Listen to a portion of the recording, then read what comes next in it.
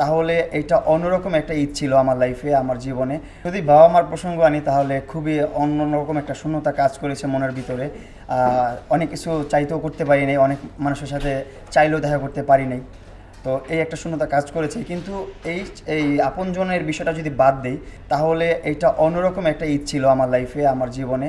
অন্যরকম যেমন হচ্ছে আপনার নতুন একটা ফ্যামিলি ছিল এখানে, পুরো জেলখানায় প্রায় 10,000 কয়েদি মানুষ ছিল, সবাই একসাথে একটা কি বলে অনুষ্ঠান করেছিল, যেখানে হচ্ছে ডান্স করেছি আমি, আপনারা হয়তো বা দেখেছেন অনলাইনে, ভিডিওটা ভাইরাল হয়েছে, ডান্স করেছি আমি।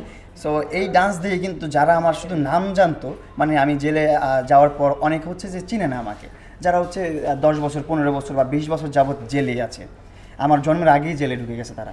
তো তারা জেল খাটতেছে, তারা পরিবর্তন হয়েছে, তাদের ভুলের প্রায়শ্চিত্ত হয়েছে।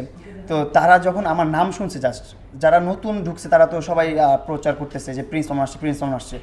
তখন তারা শুধু নাম শুনছে যে প্রিন্স মামুন আসছে, কিন্তু জানতো না আমি কি করতে পারি, আমার প্রতিভা কী আছে। তো ওই ঈদে আমি আমার প্রতিভাটা তুলে ধরতে পেরেছি এই এত কয়েদিদের মাঝখানে, অ্যান্ড সবাই আমাকে খুব অ্যাপ্রিসিয়েট করেছে, সবাই খুব ভালোবেসেছে। মাসুদ ভাই আমাকে নিয়ে বিজনেস শুরু করেছে, এটা পুরো বাংলাদেশ জানে যে প্রিন্স কাট সেলুনের কী যেন এটা পরিচালনায়, প্রিন্স কাট সেলুনের পরিচালনায় মাসুদ খান আর প্রিন্স মামুন রয়েছেন। সো মাসুদ খান কিন্তু বাংলাদেশের বিউটি এক্সপার্ট, উনি কিন্তু অনেকগুলো তৃণমূল নিয়ে কাজ করেছে, আরও অনেক বড় বড় ইনস্টিটিউট নিয়ে কাজ করেছেন। তো উনি কিন্তু খুবই এক্সপার্ট এই বিউটি সেক্টরে। তো ভাইয়া যখন আমাকে বললো যে বিউটি সেকশন নিয়ে কাজ করতে, বিউটিতে আসতে, সেলুনের বিজনেসে আসতে, তো ভাইয়ার কাছ থেকে কিন্তু ভাইয়ের হাত ধরে কিন্তু আমরা এই প্রিন্স কাট সেলুন, তো ভাইয়া কিন্তু আমাকে বেস করে এই প্রিন্স কাট সেলুনটা দিয়েছে, অ্যান্ড আমরা এই প্রিন্স কাট সেলুনটা দিয়েছি। তো আমি যখন নাই, প্রিন্স কাটের প্রিন্স নাই, তখন এই প্রিন্স কাটটার কী অবস্থা হবে, এই টেনশনে কিন্তু অনেক টেনশনে ছিল মাসুদ ভাই।